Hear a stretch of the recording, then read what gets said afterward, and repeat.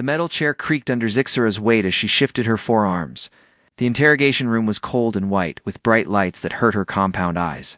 She had been sitting here for 3 hours, and the small human-like creature across from her kept asking the same questions over and over again.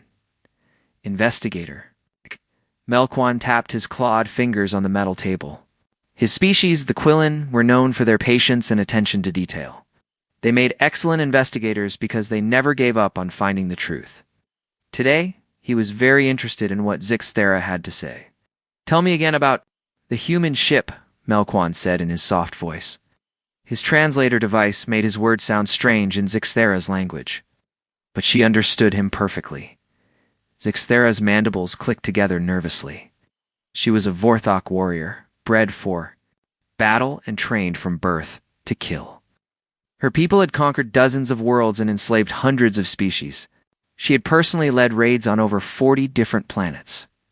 Nothing should have scared her anymore, but the humans did.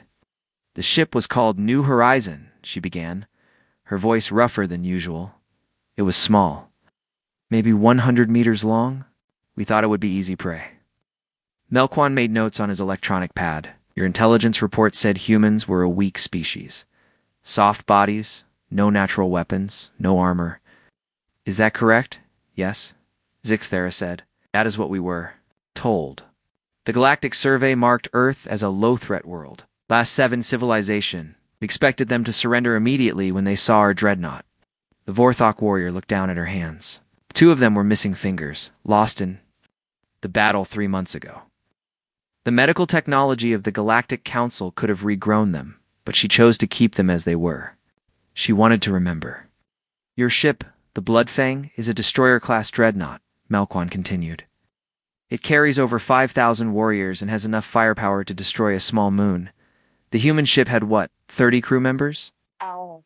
Zixthera corrected. "We counted the bodies afterward." Melquan's eyes widened slightly. In all his years of investigation, he had rarely seen a Vorthok warrior look so shaken. The Vorthok were the most feared military force in the galaxy. They were 2 meters tall, covered in natural armor, and had 4 arms that could each lift 3 times their body weight. They hunted in packs and showed no mercy to their enemies. "Walk me through what happened," the investigator said. Da-da-da-da. From the beginning, Zixthera closed her eyes for a moment. Oh. When she opened them again, Melquan could see something he had never seen in a Vorthok before. Fear. "We had been hunting for 3 days," she said. The Bloodfang was patrolling the outer rim of the Kepler system, looking for easy targets. Merchant ships, survey vessels, anything that could not fight back. It is good training for young warriors. And the human ship. It appeared on our sensors at the edge of the system, moving slowly, scanning planets. We thought it was a research vessel. The energy signatures were weak. No heavy weapons, no military shields. Perfect for a training exercise. Melquan nodded. "So you decided to attack." Captain Vextar gave the order. "Capture the ship. Take the crew alive for questioning. Learn about this new species called humans. Maybe sell them as slaves if they were useful." The Vorthok warrior's voice grew quieter. "I was chosen to lead the boarding party. 100 of our finest warriors. We had done this thousands of times. Before, with other species, board the ship, kill anyone who resists, capture the rest. Simple, but it was not simple this time." "No," Zixthera said. "It was not simple at all." She stood up and walked to the small window in the interrogation room. Outside, she could see the stars and the other ships of the Galactic Council fleet. So many different species, all working together in peace. It seemed impossible now after what she had learned about humans. "When we locked onto their ship with our tractor beam, they did not try to run," she continued. "Most species panic when they see a Vorthok dreadnought. They send desperate messages begging for mercy. They offer to surrender without a fight.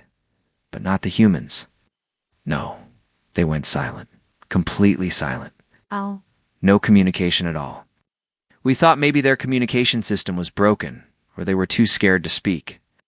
Melquan made more notes. "What happened next?" "We moved in close and attached our boarding tubes to their hull. Standard procedure. My warriors cut through their outer armor in minutes. The humans had sealed the internal doors, but that is normal. All species do that. Zixera turned back to face the investigator. The first thing I noticed was the smell. When we cut through their hull, air escaped from their ship. It smelled like ... like something I had never smelled before. Sweet, but also dangerous. Like flowers growing in a battlefield. You entered their ship through the cargo bay. Yes, 20 warriors went in first, with me right behind them.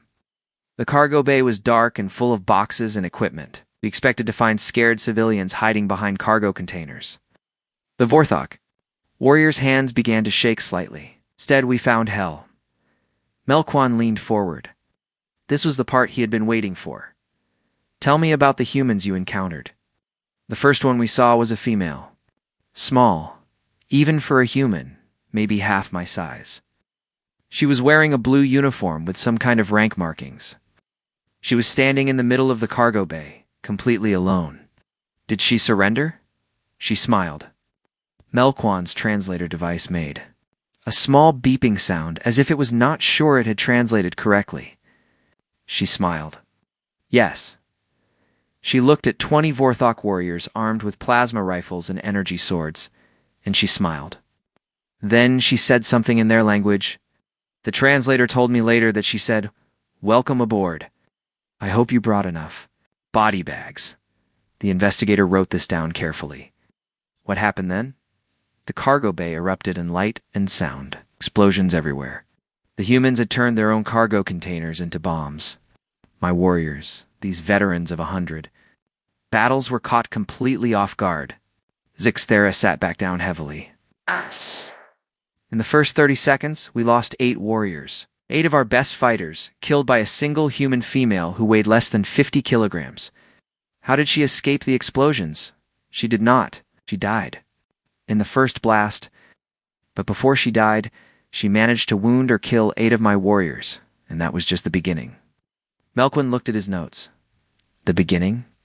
The beginning of the most terrifying battle I have ever experienced. The beginning of learning what humans really are when they decide to fight. The Vorthok warrior looked directly at the investigator. Melquan, in all your years of investigation, have you ever encountered a species that fights like they are? Already dead? What do you mean? I mean a species that does not fight to live. A species that fights to kill as many enemies as possible before they die. A species that sees death not as defeat, but as just another weapon to use against their enemies. Melquan's pen stopped moving. That is what humans do. That is exactly what humans do. And that is why I am here telling you this story. Because the galaxy needs to know what we are dealing with, before it is too late. The interrogation room fell silent except for the hum of the air recycling system. Outside the window, the stars continued to shine, indifferent to the fear growing in the hearts of 2 aliens, who had just begun to understand that the galaxy was about to change forever. Melquan set down his electronic pad and looked across the table at Zixera. The Vorthok warrior was staring at her damaged hands, lost in memories that clearly caused her pain. Continue with your story, the investigator said gently. Tell me what happened after the cargo bay explosions? Zixera nodded slowly.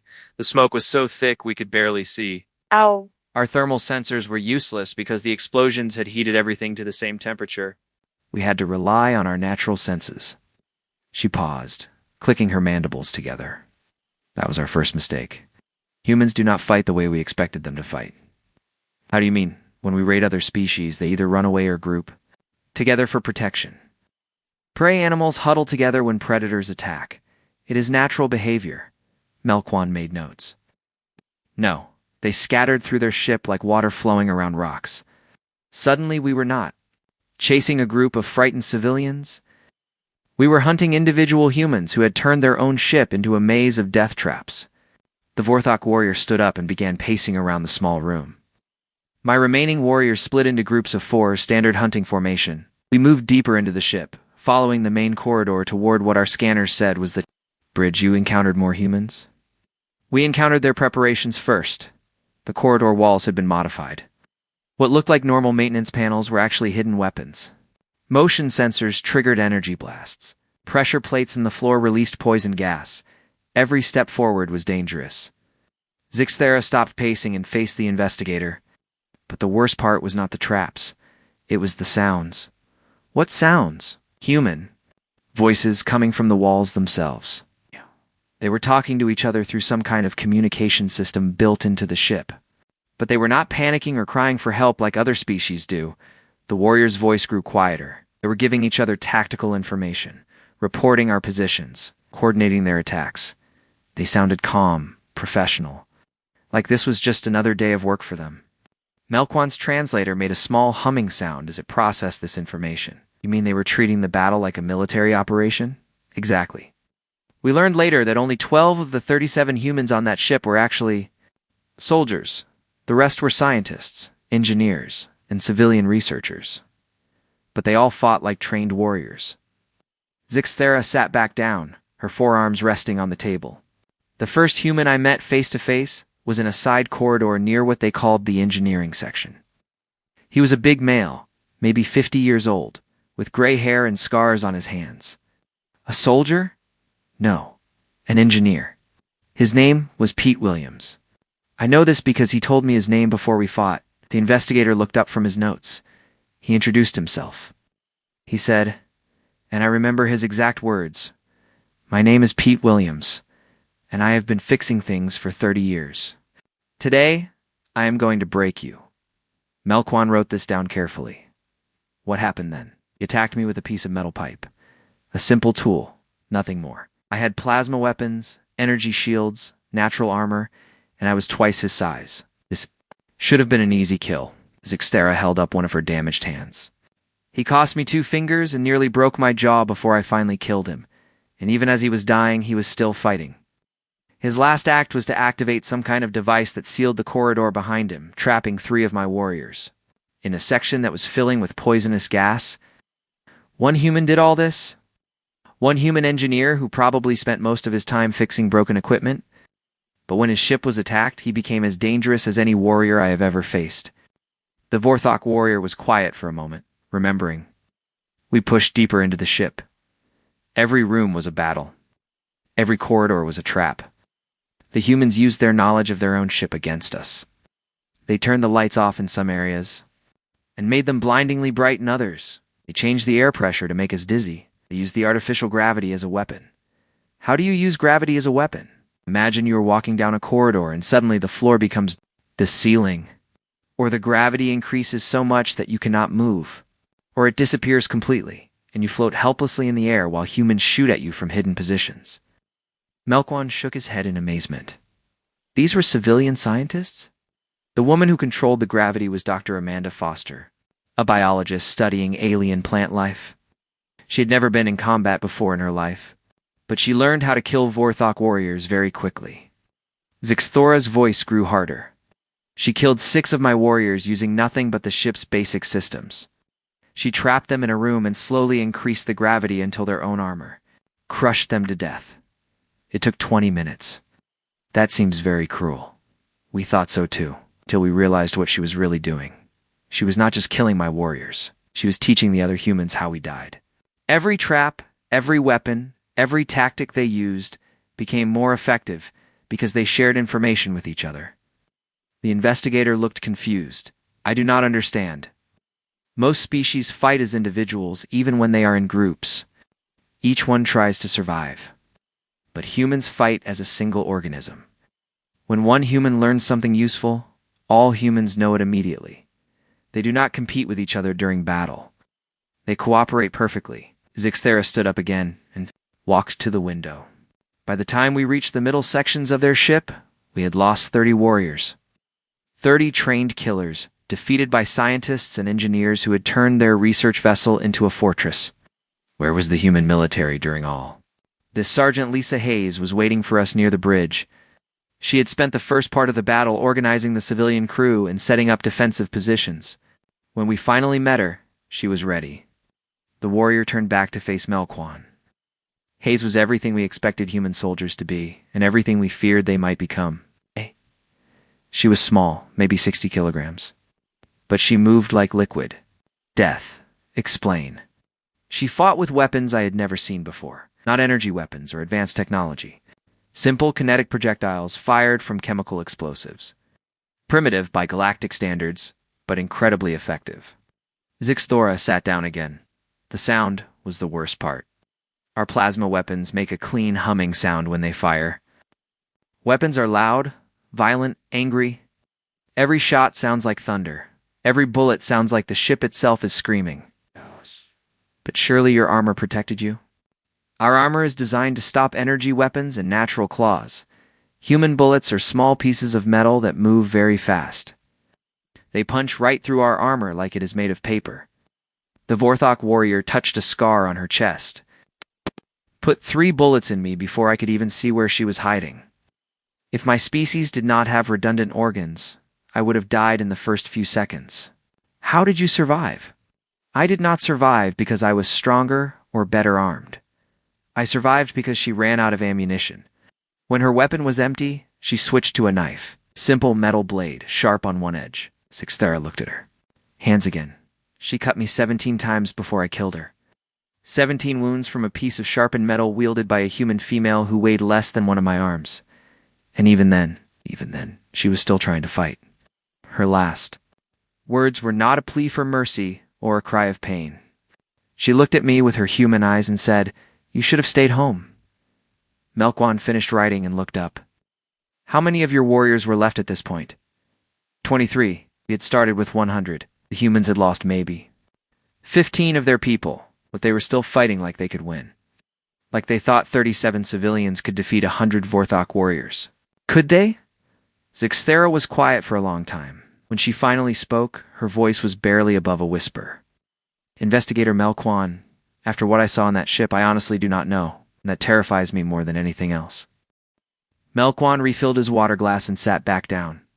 The interrogation had been going on for hours, but he could not stop listening. Every detail Zixthera shared was being recorded and would be studied by military analysts across the galaxy.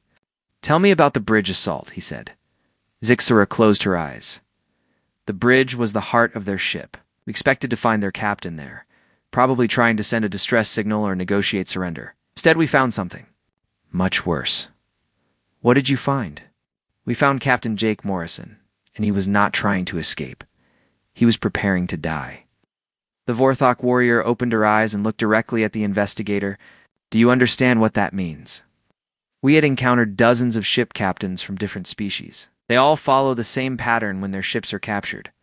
They either try to run, hide, or negotiate for the lives of their crew. This human captain was different. Morrison was sitting in his command chair, bleeding from wounds he had received earlier in the battle. His uniform was torn and dirty. He should have been in their medical bay getting treatment. Instead, he was calmly giving orders to his remaining crew. Zixthera stood up and began pacing again. When we broke through the bridge doors, he looked at us like we were a minor inconvenience.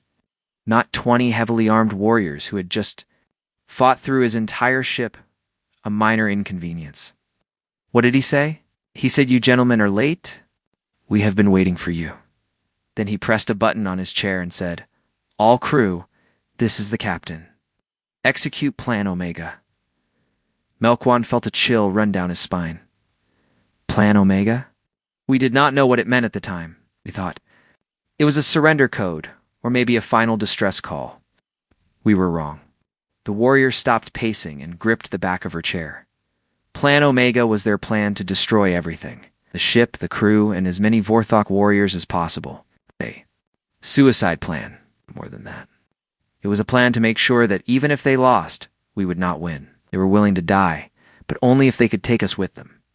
Zixthera sat down heavily. The first thing that happened was the ship's computer started talking. A female voice began counting down from 10 minutes. Reactor overload in 10 minutes. All crew to evacuation stations. Reactor overload in 10 minutes. They were going to destroy their own ship, with all of us still on it. But that was not the worst part. The worst part was what the humans did during those 10 minutes. The Vorthok warrior was quiet for a moment, collecting her thoughts. Instead of trying to escape or find safety, they used those 10 minutes to kill as many of my warriors as possible. They fought like demons, like creatures possessed by some evil spirit. Tell me about the fighting. Captain Morrison stood up from his chair and pulled out a weapon I had never seen before. It was a metal blade, maybe 30 centimeters long, with a curved edge, very old-fashioned, very primitive. Zixera touched a scar on her neck. He moved like a dancer, but every movement was designed to kill. He was older than most of the other humans, maybe 50 years old, but he fought like someone half his age. Did he have military training? Yes, but that was not what made him dangerous. What made him dangerous was that he was not fighting to survive. He was fighting to make sure we remembered this battle forever. The investigator made careful notes. What do you mean? Every time he wounded one of my warriors, he would say something. Not threats or curses, like other species do. He would give us information about humans. We come from a world where everything tries to kill us, he said, as he stabbed one of my fighters. We learned to fight before we learned to walk, he said as he cut another. Zixthora's voice grew quieter. He was teaching us about his species, even as he was dying, making sure we understood what we were really fighting.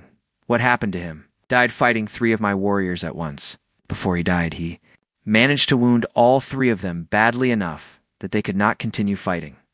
His last words were, "Tell your people what you learned here today." Melkwan looked up from his notes. The countdown was still running? Yes, 8 minutes left. But the other humans were not finished with us yet. Zixthera stood up and walked to the wall, pressing her palm against the cold metal. The ship's engineer, Pete Williams, had been working on something in the engine room during the entire battle. We thought he was trying to fix the ship, or maybe disable our tractor beam. What was he really doing? He was turning their ship into a weapon. Not just a bomb that would explode and kill everyone.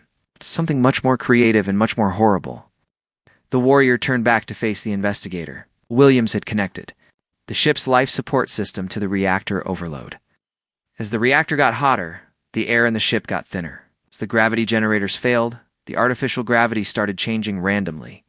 He was making it harder for you to fight. Was making it impossible for us to fight effectively. My warriors were trained to fight in normal gravity with normal air. But Williams was changing the environment every few seconds. One moment we were fighting in 0 gravity, the next moment we were crushed against the floor by 3 times normal gravity. Zixthera sat back down, her forearms trembling slightly. And through it all, Williams was talking to us, over the ship's communication system, explaining what he was doing, how he was doing it, and why it was going to kill us all. Was taunting you? No, he was teaching us. It's just like their captain had been teaching us. Williams wanted us to understand that humans do not just fight with weapons. They fight with their minds, their knowledge, their understanding of how things work. The investigator wrote this down carefully. How much time was left? 5 minutes? 5 minutes until the reactor exploded and destroyed everything. But the humans were not done yet. Zixthera's voice became very quiet. Dr. Amanda Foster, the biologist who had killed 6 of my warriors with gravity traps, appeared on the bridge. She was carrying a container of some kind of liquid. What was in the container? Acid. She had created it using chemicals from their laboratory. But this was not ordinary acid. She had designed it specifically to dissolve Vorthos armor. The warrior held up her damaged hands. She threw the acid at my remaining warriors. Where it touched our armor, it began to eat through the metal like it was made of paper. Where it touched our skin, it burned like fire from the deepest hell. How did you survive? I did not survive because I was lucky or smart. I survived because Dr. Foster made a choice. She could have thrown the acid at me, but instead, she threw it at the warriors who were closest to the ship's self-destruct controls. Looked confused. Why would she do that? It's because she realized that we might try to stop the countdown. She sacrificed the chance to kill me personally to make sure that nothing could prevent the ship from exploding. Zixthera was quiet for a long moment. 3 minutes left. My warriors were dying, wounded, or too injured to fight effectively. The humans had maybe 10 people left alive, and most of them were badly hurt. But they kept fighting. They kept fighting, not because they thought they could win, not because they thought they could survive. They kept fighting because that is what humans do. They fight until they cannot fight anymore, and then they fight some more. The Vorthok warrior looked directly at the investigator. Melkwan, I have been a warrior for 40 years. I've fought in hundreds of battles against dozens of different species. but I had never seen anything like what those humans did in their final moments. What did they do? They said goodbye to each other, not the desperate, panicked goodbyes of people who were about to die. Calm, loving goodbyes. We told each other that it had been an honor to serve together, promised to see each other again, in whatever place humans go when they die. Zixthera's voice broke slightly. Then, they picked up their weapons and kept fighting. Even though they knew they were going to die in less than 3 minutes, they kept fighting to kill many of us as possible. Why? Because they wanted to make sure that any Vorthok warriors who survived would never forget this battle. They wanted to make sure that we would tell other people what we had learned about humans. The interrogation room was silent, except for the sound of Melquin's pen scratching across paper. Finally, he looked up. How did you escape? Zixthera smiled, but it was not a happy smile. We did not escape. We survived. There is a difference. Melquin set down his pen and looked at Zixthera with new eyes. The Vorthok warrior was no longer the confident predator who had entered the interrogation room hours ago.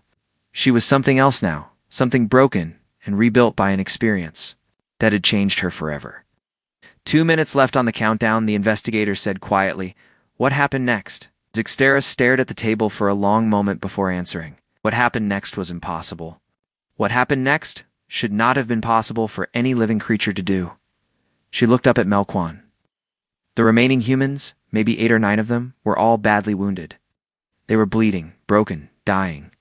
Any sane creature would have used their last minutes to find a safe place to die peacefully. But not humans?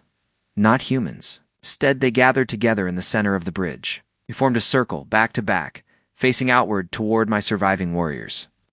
And they kept fighting. The warrior's voice grew stronger as she continued. But it was not just the fighting that made it impossible. It was how they fought. They moved like they were connected by invisible strings. When one human ducked, another would shoot over their head. When one ran out of ammunition, another would throw them a new weapon. They were coordinating their attacks. More than that, they were fighting as one creature with many bodies. I have seen pack hunters before, but this was different. Pack hunters worked together to bring down prey. These humans were working together to destroy as many enemies as possible before they died. Zixthera stood up and began pacing again. Human called Williams was still controlling the ship's systems from his position near the reactor controls. Even though he was dying from his wounds, he kept changing the gravity and air pressure to help his fellow humans and hurt my warriors. How? When my warriors tried to charge the human circle, Williams would increase the gravity to slow us down. When the humans needed to move quickly, he would reduce the gravity to help them. He was using the entire ship as a weapon to protect his people. The investigator made notes quickly. What about Dr. Foster? Foster was creating more chemical weapons using supplies from emergency medical kits. She had no laboratory, no proper equipment, just basic medical supplies, and her knowledge of alien biology. But she kept making things that could kill us. Zip stopped pacing and gripped the back of her chair. 1 minute and 30 seconds left. The reactor was getting so hot that the air itself was starting to burn. The ship was shaking apart from the inside, and the humans were still fighting. Were your warriors still able to fight effectively? Half of my remaining warriors were too wounded to continue. The others were exhausted, confused, and terrified. We had never faced an enemy that fought like this. We did not know how to deal with creatures that became more dangerous as they got closer to death. The Vorthok warrior sat down heavily. That is when I met the human who changed everything for me. A young woman, maybe 25 years old. She was not a soldier or a scientist. According to her uniform, she was a maintenance technician named Kelly Brooks. What made her special? She was the most wounded human still alive. She had been shot 3 times, stabbed twice, and had burns covering half of her body. She should have been unconscious or dead. Instead, she was crawling toward my position with a weapon in her hand. Zixthera touched a deep scar on her chest. When she reached me, she looked up with her human eyes and said something I will never forget. She said, "I fix things for a living. Today, I am going to fix you permanently." What did she do? She exploded. Melquin's pen stopped moving. She what? She'd attached some kind of explosive device to her body? When she reached me, she activated it. Explosion killed her instantly. But it also killed 3 of my warriors and wounded 4 others, including me. The investigator stared at Zixthera in shock. She turned herself into a bomb. Yes, a human maintenance worker turned herself into a weapon and used her own death to kill enemy warriors. And the worst part was not that she did it. The worst part was how she did it. I do not understand. She was calm, peaceful. She was not screaming or crying or begging for her life. She looked at me like she was solving a technical problem at work. Like killing enemy warriors was just another job that needed to be done. Zixthera was quiet for a moment. 1 minute left. The ship was coming apart around us. Metal was melting. The air was so hot it hurt to breathe. Williams was barely conscious but still trying to operate the ship controls. Foster was mixing chemicals with hands that were burned down to the bone. How many humans were left? 4. 4 humans against 12 Vorthok warriors. But those 12 warriors were terrified, wounded, and ready to run. The 4 humans looked like they were just getting started. The warrior leaned forward. Captain. Morrison was dead, but his second in command, a woman named Lieutenant Sarah Miller, had taken charge. She was missing her left arm and had a deep cut across her face, but she was still giving orders. What kind of orders? She was organizing. Their final attack, not their final defense, their final attack. With 4 people against 12, while their ship was exploding around them, she was planning to attack us. Zixthera shook her head in amazement. Miller looked at my warriors and said, "Gentlemen and ladies, it has been an honor serving with you. Let us show these aliens how humans say goodbye." What happened then? 30 seconds left. The humans charged us. Not a desperate, panicked charge. A careful, coordinated attack designed to kill as many of us as possible in the shortest amount of time. The Vorthok warrior was silent for a long moment. They fought like gods of war, the creatures made of pure violence and determination. Williams, dying from his wounds, kept one hand on the ship controls and used the other hand to fight with a metal pipe. Foster threw acid with hands that were more bone than flesh. A young human named Tim Carter fought 3 of my warriors at once, using nothing but a broken piece of metal. Miller fought like she was trying to, personally, kill every Vorthok in the galaxy. She moved like liquid death, striking and moving, striking and moving. Every time she attacked, one of my warriors fell. Zixthera looked directly at the investigator. 10 seconds left. The ship was exploding. Around us, the reactor was about to go critical. The air was fire. The metal walls were melting, and Miller was still fighting. What were her final words? She looked at me with her human eyes, blood running down her face, and said, "Tell your people that humans do not surrender. Tell them that humans do not break. Tell them that when they come for us, we will be ready." The warrior was quiet for a moment. 5 seconds. 4, 3, 2, 1. The explosion. Explosion was like watching a star die. The new horizon disappeared in a ball of white light that was brighter than the sun. The shockwave hit our dreadnought so hard that it knocked out half our systems and killed dozens of warriors who were still on board. Zixthera stood up and walked to the window. When the light faded and the debris stopped flying, there was nothing left of the human ship except scattered metal and superheated gas. Nothing left of the human crew except the memory of what they had done. How many of your warriors survived? 12. 12 out of 100. And all 12 of us were wounded, some badly. We had suffered more casualties fighting 37 humans than we had lost in our last 10 battles combined. The Vorthok warrior turned back to face Melkwan. But the worst part was not the casualties.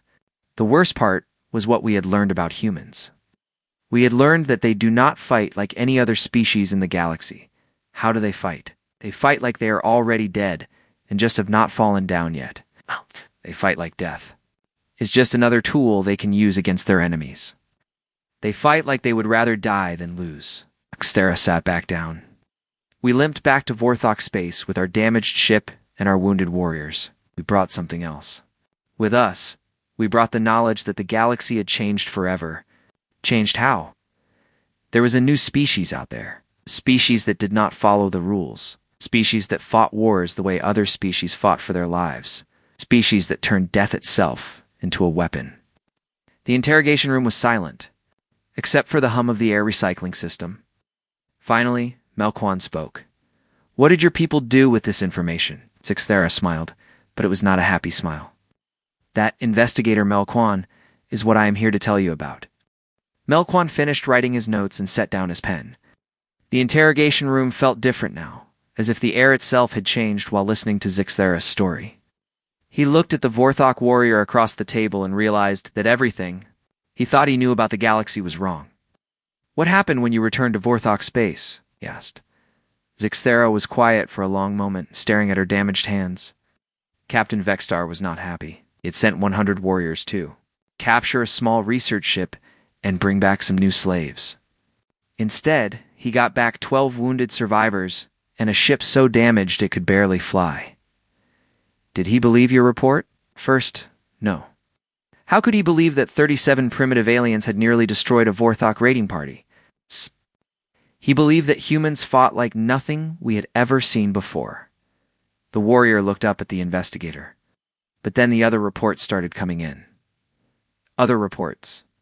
Our attack on the New Horizon was not the only contact between Vorthok forces and humans. 3 other raiding ships had encountered human vessels in different parts of the galaxy. The results were the same every time. Zixthera stood up and began pacing. The Sharpclaw had attacked a human cargo ship near the Proxima system. 25. Humans against 80 Vorthok warriors.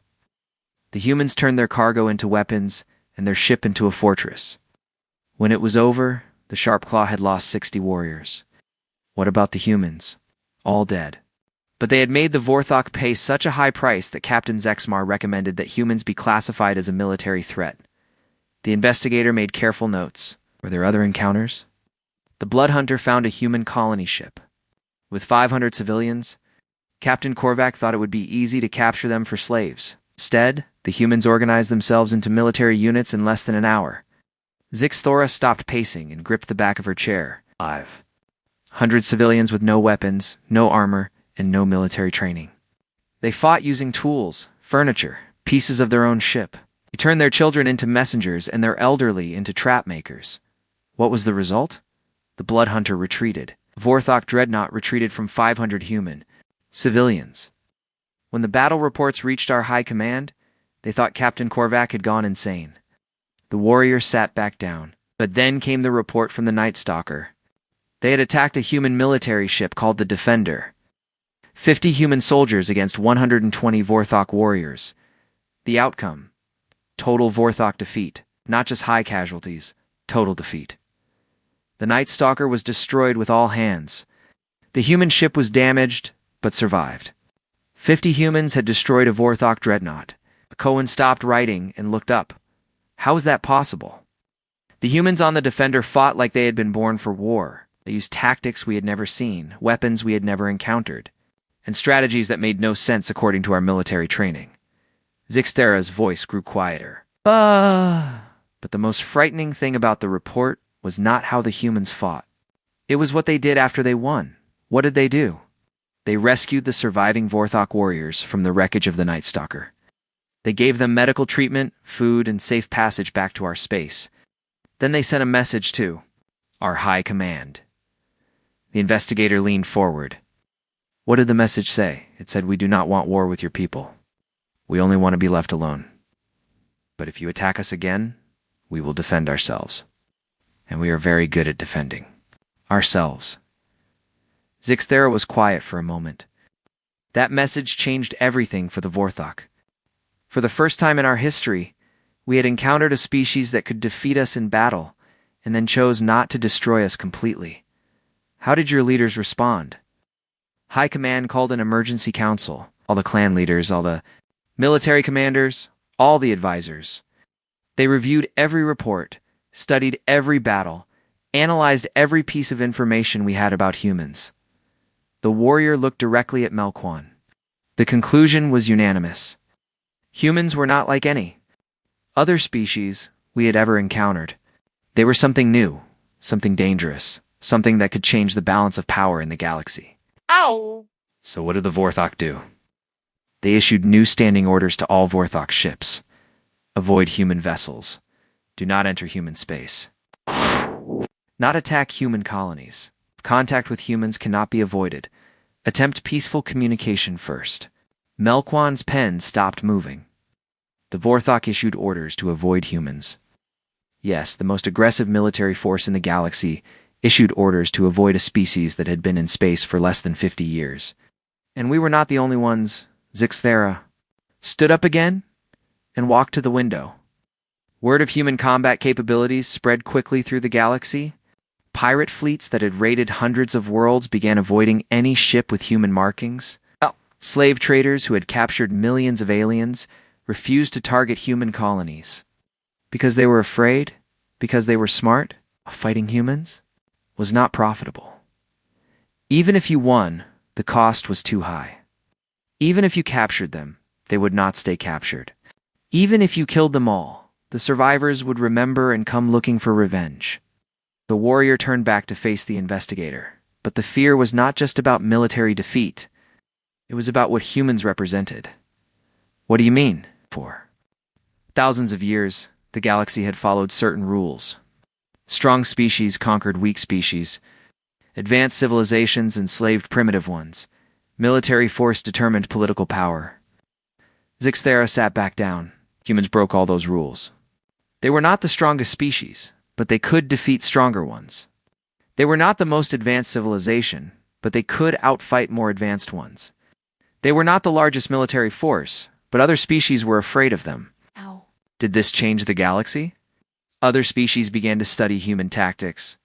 They began to question why they had always fought the way they fought. They began to wonder if there were better ways to defend themselves. The investigator wrote this down carefully. Can you give me examples? The Kalari who had been slaves? To the Thagner Empire for 300 years, suddenly organized a rebellion using human-style guerrilla tactics. The Zephyrians, who had always surrendered when their worlds were attacked, began fighting back using human psychological warfare techniques. Zixthera's voice grew stronger. The Trilaxians studied human ship designs and created new defensive systems based on human principles.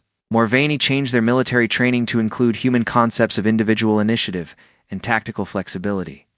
What about the major powers? Even the great empires began to change their policies. The hegemony stopped expanding into territories where humans might be present. The Federation began offering mutual defense treaties to smaller species. The consortium started treating client species as partners instead of subjects. Melquan looked up from his notes. All because of human combat performance? All because humans had proven that the old ways of thinking about war and conquest were wrong. They had shown that a small, supposedly weak species could defend itself against anyone if they were willing to fight hard enough. The warrior leaned forward. But there was something else, something more important than just military tactics. What? Humans had shown the galaxy that some things were worth dying for, that some principles were more important than survival. Some battles had to be fought even if you could not win them. Zixthera was quiet for a moment. This was a completely new idea for most species. We had always fought to live, to conquer, to gain resources or territory. The idea of fighting for abstract concepts like freedom or dignity or the right to exist peacefully was alien to us. And now, every species in the galaxy knows that there are creatures out there who will fight to the death for their beliefs, who will turn their own bodies into weapons rather than surrender their principles, who will die before they will kneel. The Vorthok warrior stood up one final time. That is why I am here, Investigator Melquan. That is why the Galactic Council needs to understand what happened on the New Horizon. Not because humans are a military threat, but because they are something much more dangerous. What are they? They are an example that shows every oppressed species in the galaxy that resistance is possible, that the strong do not always win, that sometimes, if you are willing to pay the price, you can defeat enemies who seem invincible. Zixthera walked to the door of the interrogation room. The galaxy thought it knew how things worked. Humans have proven that everything we thought we knew was wrong, and that investigator is the most terrifying thing of all. Melquan finished his notes and looked up at the warrior. Happens now. Now the council will debate and discuss and try to decide what to do about humanity. But it does not matter what they decide. Why not? Because the word is already spreading. Every species in the galaxy will hear about what happened on the New Horizon. They will learn that humans do not surrender, do not break, and do not give up. Zixthara paused at the door and looked back at the investigator. And some of them will decide that they do not want to surrender either. That is when the real changes will begin. The door closed behind her, leaving Melkwan alone with his notes and the understanding that the galaxy would never be the same again.